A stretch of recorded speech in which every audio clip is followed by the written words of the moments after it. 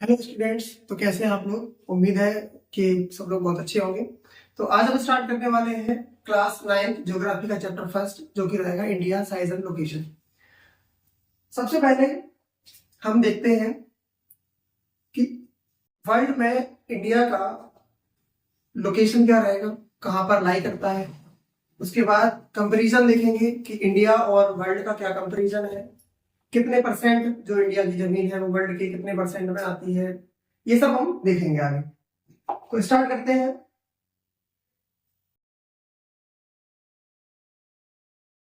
चलिए, चैप्टर का नाम रहेगा ज्योग्राफी का क्लास 9 का chapter first, India size and location, जैसा कि हमने आपको अभी बताया था। यहां से हम स्टार्ट करते हैं चैप्टर। सबसे पहले आप देखिए पॉइंट नंबर 1। यहां पर हमें मिलता है इंडिया का एक्सपेंशन। एक्सपेंशन का मतलब होता है कि कोई भी चीज या इंडिया को हम लेते हैं तो कितनी फैली हुई है, यानी कि कितनी दूर दूर तक वो फैली हुई है। जैसे कि आप यहाँ पर आप इंडिया को देख पा रहे हैं, इसका विस्तार क्या है? विस्तार मतलब फैलाव। तो जैसे हम पहला पॉइंट पढ़ते हैं, इसमें लिखा है लैटिट्यूडनल एक्सटेंशन। लैटिट्यूड का मतलब है ये जो लैटिट्यूड है 0 डिग्री, इस तरीके से ये कितना फैला हुआ है इसको समझेंगे। तो यहाँ पर जो पहला पॉइंट हमें मिलता है लैटिट्यूड, जब हम नॉर्थ डायरेक्शन में जाते हैं, कौन सी डायरेक्शन में जाते हैं? नॉर्थ डायरेक्शन में। तो पहला लैटिट्यूड हमें कौन सा मिलता है? इसके बाद इंडिया को पूरा क्रॉस करने के बाद लास्ट लैटिट्यूड हमें कौन सा मिलता है? ये दोनों यहाँ पर लिखे हुए हैं, 8 डिग्री 4 मिनट नॉर्थ। नॉर्थ जैसा कि इसमें लगा हुआ है, हमने आपको बताया कि हम 0 डिग्री इक्वेटर से नॉर्थ डायरेक्शन में मूव करते हैं, इसलिए यहाँ पे नॉर्थ लगा है। सेम जब हम लास्ट में ऊपर पहुंच जाते हैं तो इसकी वैल्यू ये लिखी हुई है 37 डिग्री 6 मिनट नॉर्थ। इसमें भी क्योंकि हम ऊपर की तरफ जा रहे होते हैं इसलिए नॉर्थ लगा हुआ है।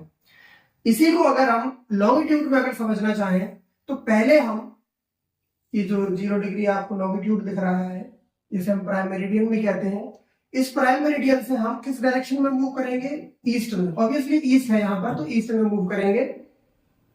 तो इसकी वैल्यू अगर हम देखें तो सेकेंड पॉइंट ये लिखा हुआ है, सेकेंड पॉइंट, जिसकी वैल्यू है 68 मिनट 7 सेकेंड। तो ये जो पॉइंट दिख रहा है आपको, इंडिया का लास्ट जो कि गुजरात पड़ता है, इसकी वैल्यू रहेगी 68 डिग्री 7 मिनट ईस्ट, क्योंकि हम ईस्ट में मूव कर रहे हैं। यहाँ पर देखो दूसरा लिखा है 97 डिग्री 25 मिनट ईस्ट। ये लिखा हुआ है ईस्टर्न पॉइंट का, जो कि यहाँ पे स्टेट पड़ता है अरुणाचल प्रदेश, उसका लिखा हुआ है। ये 0 डिग्री इक्वेटर है, ये पूरे वर्ल्ड को नॉर्थ हेमिस्फीयर में बांटती है और साउदर्न हेमिस्फीयर में बांटती है। सेम उसी प्रकार ये जो आप लाइन देख रहे हैं प्राइम मेरिडियन, ये इंडिया को फिर से 2 पार्ट में बांटता है। ये जो पार्ट है इसको हम बोलते हैं ईस्टर्न हेमिस्फीयर, और ये जो पार्ट है इसको हम बोलते हैं वेस्टर्न हेमिस्फीयर। हेमिस्फीयर का मतलब है, अगर हम इस पूरे सर्कल को एक गोल मानते हैं तो गोल को जब हम आधा काटते हैं तो वह हेमिस्फीयर कहलाता है। मैथ में आपने पढ़ा होगा। तो यहां पर हम अगर देखें तो इंडिया जो है वो इस पॉइंट से कौन सी डायरेक्शन में लाई करता है? तो इस तरफ चलते हैं तो ये ईस्ट होता है, और यहां चलते हैं तो नॉर्थ होता है। तो इंडिया की जो लोकेशन है वो नॉर्थ ईस्ट भी कह सकते हैं, और नॉर्दर्न हेमिस्फीयर इसका सही आंसर रहने वाला है।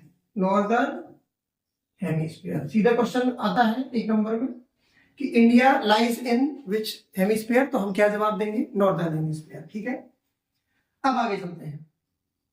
यहाँ पर आप देख पा रहे हैं जो हमने आंसर लिखा है वो लिखा है थर्ड पॉइंट पे, इंडिया जो है कौन से हेमिस्फीयर में आने वाला है? नॉर्दर्न हेमिस्फीयर में। ठीक है, चलिए यहां पर हम देखेंगे इंडिया जो आइसलैंड्स है उसकी, इंडिया के करीबी जो आइलैंड है उनको पढ़ेंगे। तो हम पहले इंडिया के मैप को थोड़ा सा समझते हैं कि ये इंडिया का मैप है, साउदर्न पार्ट है, पेनिनसुलर पार्ट है इंडिया का।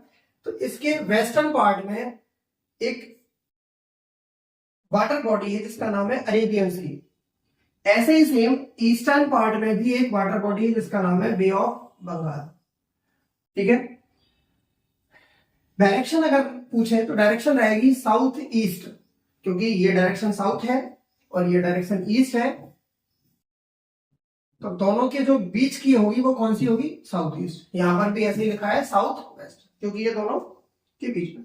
दोनों वाटर बॉडीज में हमारे जो नाइबर्स आइलैंड है वो कौन कौन से हैं वो भी आप देख लीजिए। लक्षद्वीप जो कि कौन सी वाटर बॉडी में आने वाला है?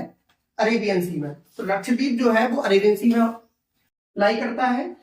In the same way Andaman and Nicobar island है वो हमारा बे ऑफ बंगाल में लाई करता है। बे ऑफ बंगाल इंडिया के ईस्टर्न पार्ट में है और अरेबियन सी इंडिया के वेस्टर्न पार्ट में है। ठीक है, चलिए आगे चलते हैं।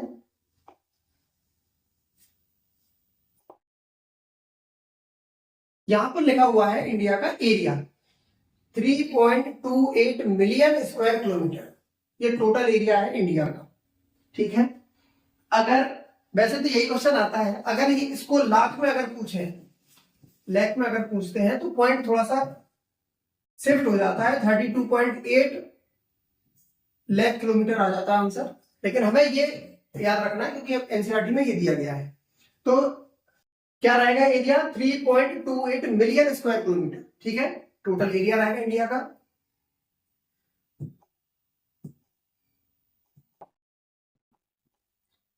चलिए आगे देखते हैं। इस एरिया के साथ जो इंडिया है वो वर्ल्ड के 100% एरिया के कितने परसेंट है? 2.4%। हम इसको समझते हैं कि ये वर्ल्ड का 100% एरिया है, जिसमें इंडिया का ये एरिया है जो कि कितना है? 2.4%, यानी कि 3.28 मिलियन स्क्वायर किलोमीटर जो एरिया है वो 2.8% है वर्ल्ड के एरिया के। ठीक है, चलिए अब आगे चलते हैं। यहां पर थर्ड पॉइंट देखते हैं, लिखा है कि 7th largest country in the world. इसी एरिया के साथ जो इंडिया है वो वर्ल्ड की 7th लार्जेस्ट कंट्री बनती है। तो हमारा यहाँ पर एक छोटा सा कॉन्सेप्ट रहेगा कि स्टार्टिंग की जो 7 कंट्रीज हैं, स्टार्टिंग की जो 6 कंट्रीज है उनको हम देख लें। तो फर्स्ट कंट्री रहने वाली है रशिया। ठीक है, थोड़ा स्पीड में लिखते हैं हम उसको। पहली कंट्री हमारी रशिया रहने वाली है, दूसरी Canada, China, USA, Brazil, 6th one is Australia. 7th जो कंट्री रहेगी वो हमारी कौन सी रहेगी? इंडिया। तो इंडिया का जो एरिया है उससे बड़ी भी कई कंट्रीज है, जैसा कि हमने देखा कि 6 कंट्रीज उससे बड़ी है। तो ये उनकी सीरीज है, 7th नंबर पे इंडिया लाई करता है। नेक्स्ट हमारा टॉपिक है लैंड बाउंड्रीज 15,200 किलोमीटर की बनाती है इंडिया। लैंड बाउंड्रीज को हम कैसे समझे? जैसा कि यहां पर इंडिया का मैप बना हुआ है और थोड़ा उससे समझने का प्रयास करते हैं। ये इंडिया का मैप है। ठीक है, यहां से आप स्टार्ट कीजिए, यहां से ये गुजरात है, फिर राजस्थान है, इस तरीके से आप चलते जाएंगे, पूरा कवर करेंगे। सॉरी, यहां से थोड़ा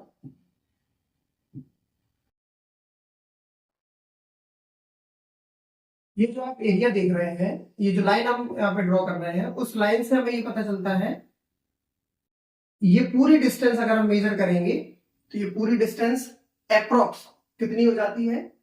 15,200 किलोमीटर। क्या लिखा है? 15,200 किलोमीटर। ये लैंड बाउंड्री है जो दूसरी देश के साथ इंडिया अपनी सीमा साझा करता है, उसकी डिस्टेंस है।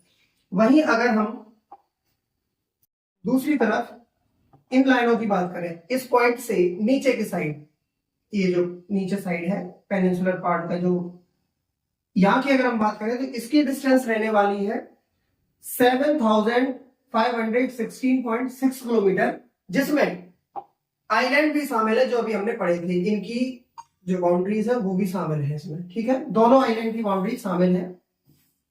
ठीक है, तो टोटल कितना हुआ? 7,516 किलोमीटर और लैंड बाउंड्री कितनी हुई? 15,200 किलोमीटर। चलिए अब आगे चलते हैं। यहां पर जो ये बाउंड्रीज है ऊपर नॉर्थ में, तो यहाँ पर ये माउंटेन्स है, हिमालयन माउंटेन रेंज है।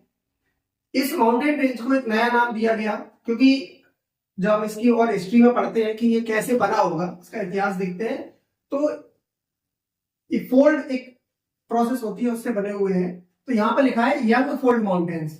ठीक है ना, तो ये जो माउंटेन है इनको यंग फोल्ड माउंटेन्स कहा जाता है। ठीक है ना, क्योंकि बहुत ज्यादा इनको अभी टाइम नहीं हुआ है बने हुए, इसलिए यंग कहा जाता है। और ये फोल्ड पैटर्न पर बने हुए हैं तो इसलिए इनको यंग फोल्ड माउंटेन्स कहा जाता है। तो नॉर्दर्न जो बाउंड्री है इंडिया की वो किससे बनी, किससे घिरी हुई है? यंग फोल्ड माउंटेन से। और इस माउंटेन का नाम है हिमालयन माउंटेन। ठीक है, चलिए अब आगे चलते हैं। यहां पर जो एक लाइन है जो कि 22 डिग्री लाइन है, कौन सी लाइन? 22 डिग्री लैटिट्यूड, क्योंकि ये ईस्ट टू वेस्ट लाइन जा रही होती है, इसलिए हम इसको लैटिट्यूड कहते हैं। और 22 डिग्री वो लैटिट्यूड है जिस पॉइंट से इंडिया की जो बाउंड्री है वो श्रिंक होने लगती है। श्रिंक का मतलब होता है सिकुड़ना, यानी कि यहां से ट्रायंगुलर फॉर्म बनाती है, जो कि हम पेनिनसुलर पार्ट पढ़ते हैं, तो ट्रायंगल फॉर्म करती है इस 22 डिग्री के नीचे। ठीक है, जिसको हम क्या नाम देते हैं? पेनिनसुलर इंडिया, पेनिनसुलर पार्ट कह लो या इंडिया कह लो, पेनिनसुलर पार्ट। ठीक है, तो डिग्री याद रखना कितनी है? 22 डिग्री नॉर्थ। यहां पर अब आप सोच रहे होंगे कि एक लाइन और होती है जिसको हम लोग ट्रॉपिक ऑफ कैंसर कहते हैं। ठीक है, उसकी वैल्यू अलग होती है, ट्रॉपिक ऑफ कैंसर, उसकी वैल्यू होती है 23 डिग्री 1/2 मिनट नॉर्थ। ये ट्रॉपिक ऑफ कैंसर की वैल्यू, ये दोनों अलग है लेकिन बहुत ज्यादा डिफरेंस नहीं है, अप्रोक्स 1.5 डिग्री का फर्क है। चलिए आगे चलते हैं। इस साइड जैसा कि हमने पढ़ा है अरेबियन सी है और इस ईस्ट में बे ऑफ बंगाल है। यहाँ पे पॉइंट जो हमने अभी पढ़ा वो लिखा हुआ है, south of 22 degree north India narrows extending into the Indian ocean, क्योंकि साउथ में जो वाटर बॉडी है वो इंडियन ओशियन है, क्योंकि इंडिया के जो चारों तरफ साइड तीन साइड जो लैंड वाटर बॉडीज है वो कौन कौन सी है? पहला ईस्ट में पड़ता है बे ऑफ बंगाल, साउथ में इंडियन ओशन और वेस्ट में अरेबियन सी। ठीक है, तो इंडियन ओशन की तरफ जब इंडिया में बढ़ते हैं हम, तो 22 डिग्री वो डिग्री होती है जहां से इंडिया नैरो यानी कि सकरा यानी कि पतला रास्ता होना स्टार्ट हो जाता है, जिसे हम ट्रायंगुलर फॉर्म में अभी समझ चुके हैं। ठीक है, यहां देखिए, and dividing it into the Arabian Sea west में और Bay of Bengal in the east में। बे ऑफ बंगाल कहां है? इसके ईस्ट में, और वेस्ट में अरेबियन सी। अब आते हैं यहां पर, the latitude and the longitude x tends about 30 degree each. इसका मतलब ये हुआ कि अगर हम इंडिया को समझना चाहें तो यहां से लेकर यहां तक, यानी कि साउथ पॉइंट से लेकर नॉर्थ पॉइंट तक इंडिया कितनी डिग्री में फैला हुआ है? तो 30 डिग्री में फैला हुआ है। कितनी डिग्री में? 30 डिग्री में। अब इसको हम एक एक्सपेरिमेंट करते हैं छोटा सा, और इसको समझते हैं कि 30 डिग्री ही क्यों निकला। चलिए देखते हैं, अपने इसकी जो एक्सटेंशन पढ़े हैं पहले हमने, वहां से स्टार्ट करते हैं। ये जो एक्सटेंशन पढ़ा था ये हमने पढ़ा था कितना? 8 डिग्री 4 मिनट। आप यहाँ पे लिख लीजिए, ऊपर का जो था ऊपर का वो था 72 डिग्री 37 डिग्री 6 मिनट, और नीचे जो था वो था 8 डिग्री 4 मिनट। तो अप्रोक्स आप क्या कीजिए, इनको माइनस कीजिए, तो अप्रोक्स जो माइनस का आंसर आएगा वो 30 डिग्री आएगा। अप्रोक्स बोल रहे हैं, अब याद रखिएगा, अप्रोक्स बोल रहे हैं हम। तो अप्रोक्स जो 30 डिग्री आया, देखिए एक बार फिर से समझिए, साउथर्न पॉइंट से लेके नॉर्दर्न पॉइंट तक का जो डिस्टेंस है वो अप्रोक्स कितना निकला? 30 डिग्री। डिग्री बात करना है यहां पर हम, वही लिखा हुआ है यहां पर, देखिए कितना? 30 degree each. yet the east and west extent appears visually smaller than the north south। इसका ये मतलब है कि इंडिया को अगर हम समझें तो नॉर्थ साउथ का जो डिस्टेंस है वो ज्यादा है और ईस्ट वेस्ट का जो डिस्टेंस है वो कम है। अगर किलोमीटर्स की हम बात करें तो नॉर्थ टू साउथ जो किलोमीटर है, नॉर्थ से साउथ, वो रहने वाला है 3214 किलोमीटर एग्जैक्ट, और ईस्ट और वेस्ट का जो डिस्टेंस है वो रहने वाला है 2933 किलोमीटर। ठीक है, अगर हम इसको भी अप्रोक्स में लिखें तो अप्रोक्स रहने वाला है 3000 किलोमीटर। 3000 kilometre approx. कैसे? मैथ में पढ़ा होगा, एवरेज कैसे निकालते हैं, तो 3214 और 2933 को ऐड कर लीजिए, जो भी आंसर आएगा उसको डिवाइड कर दीजिए 2 से, तो अप्रोक्स जो आंसर आएगा वो 3000 किलोमीटर आएगा। यानी कि हम लगभग कह सकते हैं कि नॉर्थ से साउथ में जब हम जाएंगे तो लगभग 3000 किलोमीटर हमें क्रॉस करना पड़ेगा, वेस्ट टू ईस्ट जाएंगे तब भी हमें लगभग 3000 किलोमीटर क्रॉस करना पड़ेगा। चलिए अब आगे चलते हैं। इंडिया में हम बात करते हैं the concept of time. Time. Time यहाँ पर आया है तो इससे हम दो चीजें समझ लें पहले, कि जो लैटिट्यूड वर्ड आया है चैप्टर में, लैटिट्यूड, तो लैटिट्यूड हमें किस चीज के बारे में बताता है जी? टेम्परेचर के बारे में बताता है। किस चीज के बारे में? टेम्परेचर के बारे में बताता है। ठीक है, अभी आप याद कर लीजिए इसको, बाद में हम इसको कभी लैटिट्यूड लॉन्गिट्यूड की और डिटेल में बात होगी तो हम इसको समझेंगे कि लैटिट्यूड कैसे रिस्पॉन्स या कैसे डिपेंड करता है टेम्परेचर, या टेम्परेचर कैसे लैटिट्यूड पर डिपेंड है। और लॉन्गिट्यूड की अगर हम बात करें तो लॉन्गिट्यूड रिस्पॉन्सिबल है टाइम के लिए। इस चीज के लिए, टाइम के लिए। ठीक है, अब यहाँ पर हम लॉन्गिट्यूड को समझेंगे कि कैसे टाइम के लिए रिस्पॉन्सिबल। यहाँ पर आप ध्यान से देखिए, ये जो आपको लाइन दिख रही है ये इंडिया का IST है। IST का मतलब हो गया इंडियन स्टैंडर्ड टाइम, जिससे भारत का समय जो है वो देखा जाता है। ठीक है, समय सेट किया जाता है, हमारे मोबाइल फोन्स, घड़ी जो भी है वो सब इस लाइन से सेट होती है। ठीक है, अच्छा थोड़ा सा और समझेंगे, यहाँ पर थोड़ा डिटेल में समझेंगे। अगर वर्ल्ड ये है तो यहाँ पर एक जो हमने 0 डिग्री लॉन्गिट्यूड यानी कि प्राइम मेरिडियन पढ़ी थी, और इंडिया में इन दोनों, ये जो इंडिया का IST है, इन दोनों लाइनों के बीच का जो गैप है वो कितने किलोमीटर का है? सॉरी ये नहीं है, 1 मिनट, ये यहाँ पर नहीं लिखा हुआ है, यहाँ लिख देते हैं। ये लगभग 5 आवर्स 30 मिनट का ये जो डिस्टेंस है GMT से, लिख दे रहे हैं GMT से IST का जो डिस्टेंस है, डिस्टेंस हमारा नहीं है, हमारा या किसी बाहर का नहीं है, ये डिस्टेंस सन का है। ठीक है, सन कितनी देर में IST से GMT तक पहुंचता है उसका टाइमिंग है 5 आवर्स 30 मिनट। ठीक है, इसके बाद अब अगर हम इंडिया को ले, पूरा इंडिया समझे, तो ये वेस्टर्न पार्ट है और ये ईस्टर्न पार्ट है, तो सन को अप्रोक्स कितना समय लगता होगा इस ईस्टर्न पॉइंट से लेकर वेस्टर्न पॉइंट तक पहुंचते पहुंचते? तो उसके लिए आंसर लिखा हुआ है 2 आवर्स अप्रोक्स, मतलब लगभग 2 घंटे यहां से लगते हैं। मतलब अगर ईस्ट यानी कि अरुणाचल प्रदेश जो है उसमें सूरज सुबह 7 बजे निकलता है, तो आपको 2 घंटे बाद देखने को मिलेगा गुजरात में, यानी कि लगभग 9 बजे। ठीक है, अच्छा इनके तो एग्जैक्ट पॉइंट समझ लेते हैं। गुजरात में जो एग्जैक्ट पॉइंट है वो रहेगा किबिथू, सॉरी गुजरात का जो रहेगा वो रहेगा गौरमाथा, और किबिथू रहने वाला है किसका? अरुणाचल प्रदेश का। किबिथू किसका रहने वाला है? अरुणाचल प्रदेश का। ये पॉइंट है, ये ईस्टर्न मोस्ट पॉइंट है और ये वेस्टर्न मोस्ट पॉइंट है। ये गुजरात में पड़ता है और ये अरुणाचल प्रदेश में पड़ता है। ठीक है, चलिए अब आगे बढ़ते हैं। IST स्टैंडर्ड इंडिया का है जो कि टाइम बताता है, इसकी वैल्यू रहने वाली है 82 डिग्री 30 मिनट ईस्ट। ये आप ईस्ट क्यों लगाया आपने इसमें? क्योंकि ये जो लाइन है वो ईस्ट की तरफ जाती है, जैसे कि हमने स्टार्टिंग में पढ़ा, आप देख लीजिए थोड़ा सा।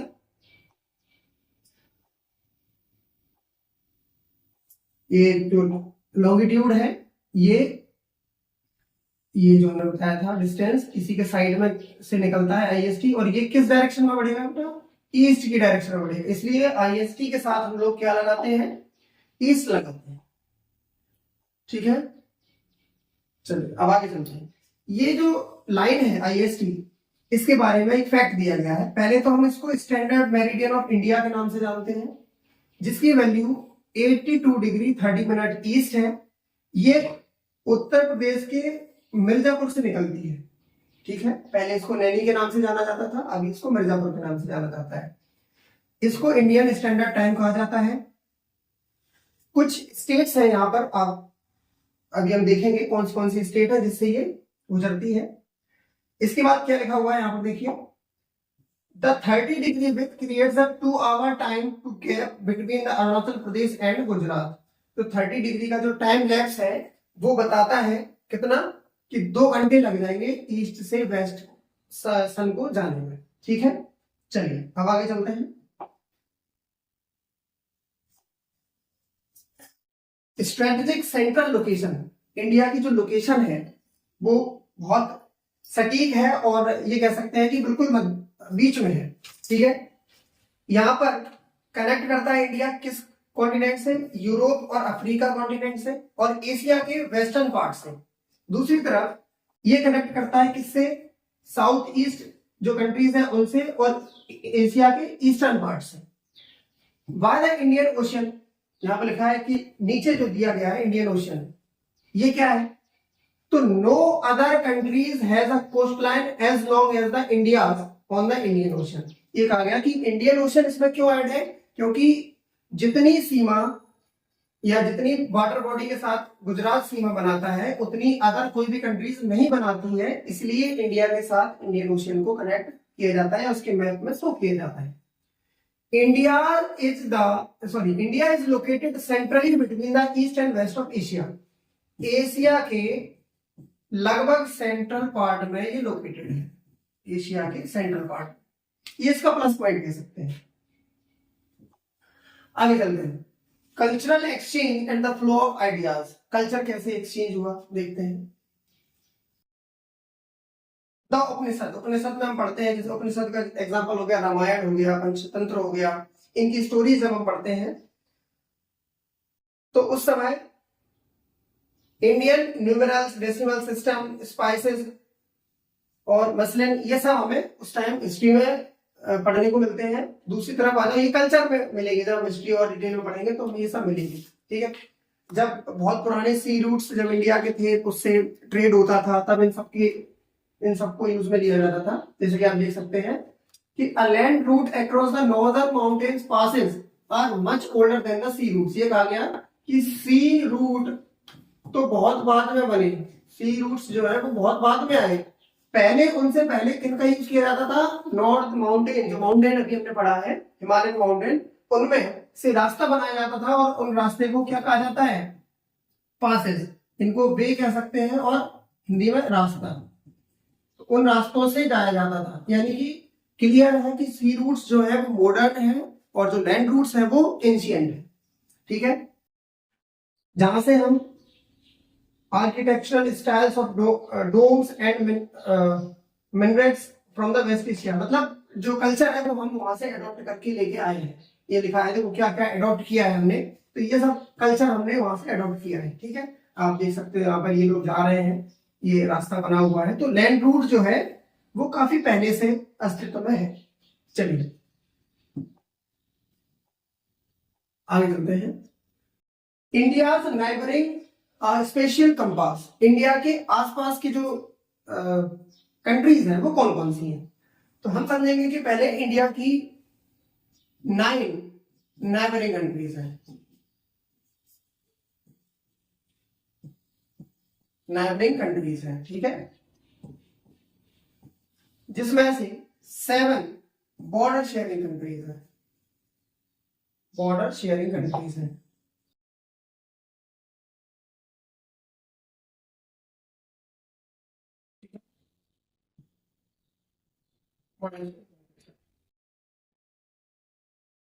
नाइबरिंग कंट्रीज कितनी हो गई 9, बॉर्डर शेयरिंग कंट्रीज कितनी हो गई 7। यहां पर देखते हैं इंडिया के, थोड़ा समझा दें, अगर ये मैप इंडिया है तो यहां पर पाकिस्तान पड़ता है, ठीक है, यहां पर अफगानिस्तान पड़ता है, यहां पर चाइना, थोड़ा इसको और एक्सपेंड करेगा तो लगभग ये काइट की शेप का बना लेते हैं, चाइना, नेपाल, भूटान, यहाँ पर म्यांमार, बांग्लादेश, श्रीलंका, तो ये लगभग 7 हो गए, 1 2 3 4 5 6 7।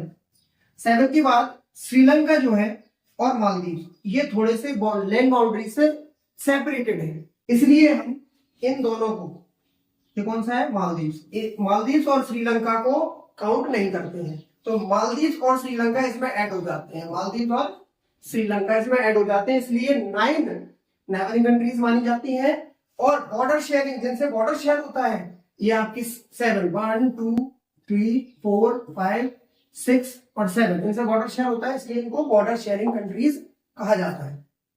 आप देख पा रहे होंगे पाकिस्तान लिखा हुआ है, ठीक है, अफगानिस्तान, इसके बाद चाइना, नेपाल, भूटान, म्यांमार, बांग्लादेश, ये सब आपकी नेबरिंग कंट्रीज में आ जाती हैं।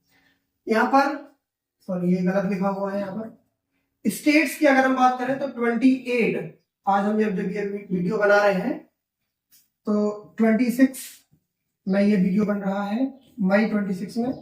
तो 28 स्टेट्स हैं और 8 यूनियन टेरिटरीज है। ठीक है, यूनियन टेरिटरीज वो होती हैं जिनको गवर्नमेंट डायरेक्ट कंट्रोल करता है। ठीक है, इनमें कोई सीएम नहीं होता, केवल दिल्ली में सीएम है, बाकी किसी जगह नहीं है। तो इनको डायरेक्ट किसके द्वारा कंट्रोल किया जाता है? सेंट्रल गवर्नमेंट के द्वारा। ठीक है, कभी डिटेल दूसरी वीडियो में कभी मौका मिला तो हम जरूर शेयर करेंगे कि यूनियन टेरिटरीज की क्यों जरूरत है। ठीक है ना, थोड़ा आर्ट एंड कल्चर का ये एस्पेक्ट है, इसलिए चलिए आगे चलते हैं। Southern waters and straits. ठीक है, इंडिया के साउथ में जैसे कि हमने बताया था कि 3 वाटर बॉडीज हैं। ठीक है, पहला अरेबियन सी, इंडियन ओशियन और उसके साथ बे ऑफ बंगाल। तो यहां थोड़ा समझने की कोशिश करते हैं। इंडिया के वेस्ट में पड़ता है इंडियन ओशियन, सॉरी ये इसमें सही नहीं लिखा हुआ है, एक सेकेंड। इंडिया के साउथ में पड़ता है इंडियन ओशियन। ठीक है, यहां पर लिख दे रहे हैं इंडियन ओशियन, और इसको थोड़ा कट कर देते हैं, यहां पर है अरेबियन सी। ठीक है, अच्छा ये हो गया वेस्ट में, इंडिया के वेस्ट में। यहां पर ईस्ट में हो जाएगा बे ऑफ बंगाल और साउथ में क्या हो जाएगा? Indian ocean.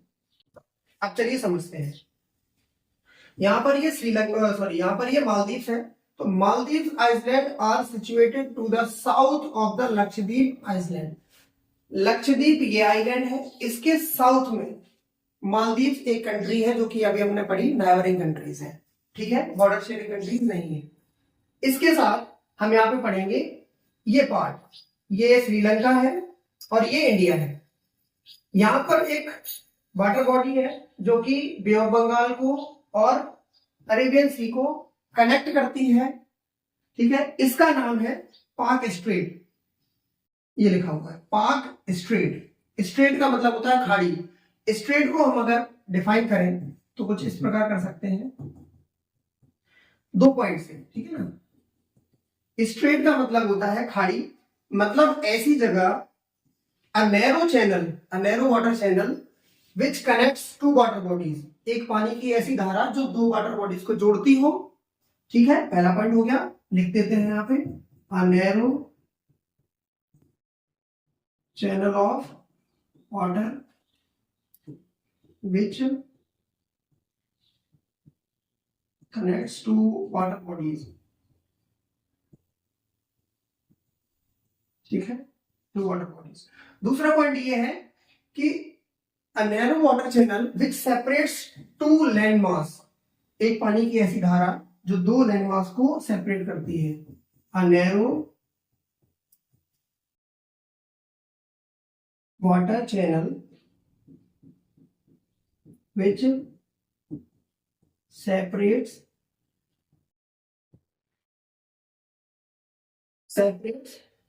2 land mass. ठीक है, तो 2 पॉइंट से हम समझ सकते हैं स्ट्रेट। तो इंडिया के पास एक स्ट्रेट है जिसका नाम है पाक स्ट्रेट, और पाक स्ट्रेट इंडिया और श्रीलंका को अलग करता है। ठीक है, पानी की अगर धारा की बात जोड़ने की करें तो बे ऑफ बंगाल और अरेबियन सी को कनेक्ट करता है। ठीक है, यहां पर देखो पेनिनसुला लिखा है। पेनिनसुला को हम कैसे समझेंगे? पेनिनसुला एक लैंड का एक ऐसा पार्ट होता है जो कि 3 side covered with water. 3 side किससे कवर्ड होनी चाहिए? वाटर से, और 1 साइड कवर्ड विथ लैंड, उसको हम कहेंगे पेनिनसुला। अगर आप इंडिया को बहुत गौर से देखेंगे तो आपको दिखेगा कि ऊपर साइड जमीन है, क्योंकि ऊपर 1 साइड है, तो 1 साइड क्या हो गया? लैंड हो गया। 3 साइड से 1, 2 और 3 साइड से क्या है? वाटर है। अभी हमने पढ़ी वाटर बॉडीज, एक साइड से बे ऑफ बंगाल, एक साइड से अरेबियन सी और एक साइड से इंडियन ओशन। तो इस टाइप का कोई भी लैंड मास होता है उसको हम पेनिनसुला कंसीडर करते हैं। उसको क्या कहते हैं बेटा? पेनिनसुला कहते हैं। ठीक है, डेफिनेशन लिखी हुई है, a piece of land bordered by water on 3 sides, जैसा कि हमने पढ़ा 3 साइड से, but connected to the mainland on the 1 side, और एक साइड से क्या होनी चाहिए? जमीन से ऐड होनी चाहिए। ठीक है, चलिए अब आगे चलते हैं।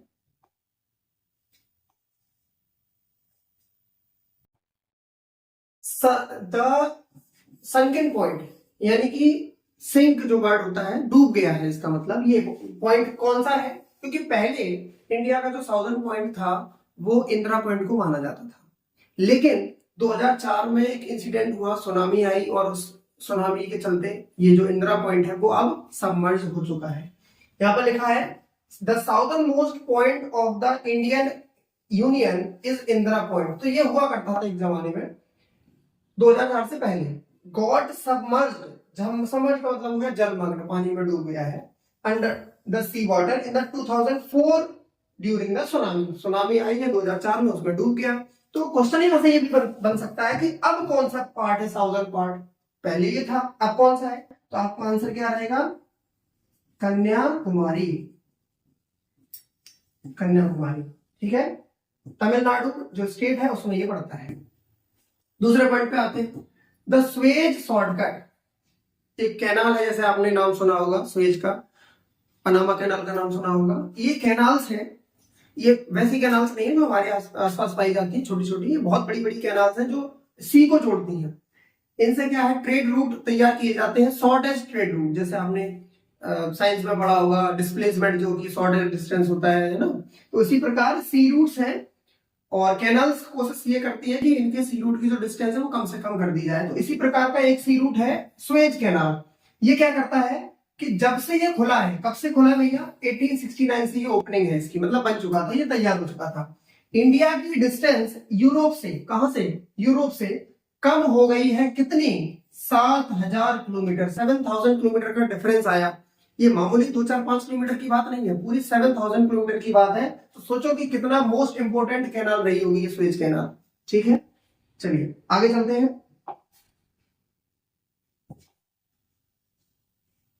आगे जो हमारा टॉपिक है, इंडिया बिफोर 1947। थोड़ा हम हिस्ट्री में चल के इसकी बात करते हैं कि 1947 से पहले इंडिया का कैसा था। आज आप देखते हो कि 28 स्टेट्स हैं उसमें, है ना, और 8 यूटीज है, यूनियन टेरिटरीज है, बहुत सारी चीजें आप देखते हो, है ना। लेकिन 1947 से पहले का क्या था इसमें? तो आप देखोगे एक साइड लिखा है द प्रोविंसेस और एक साइड लिखा है the princely states. Princely states का मतलब यहाँ पर जो रूल करते थे वो इनके राजा हुआ करते थे। उनके राजा का जो कह सकते हैं कि मोनार्की टाइप सिस्टम था, उनका चलता था, तो राजा राज करते थे, सीधी बात ये है प्रिंसली स्टेट्स में। और यहाँ पर ब्रिटिश गवर्नमेंट राज करती थी, प्रोविंसेस थे उनके, ठीक है ना। यूरोपियन गवर्नमेंट जो आई वो यहाँ पर राज करती, तो दो टाइप से बटा हुआ था। पहले हम समझेंगे ruled directly by the British, जैसा कि हमने बात किया कि प्रोविंसेस में किसके द्वारा रूल किया जाता था? ब्रिटिश गवर्नमेंट के द्वारा, ठीक है ना। British officials, these officials were appointed by the viceroy, ये वाइसरॉय के द्वारा अपॉइंट किए जाते थे।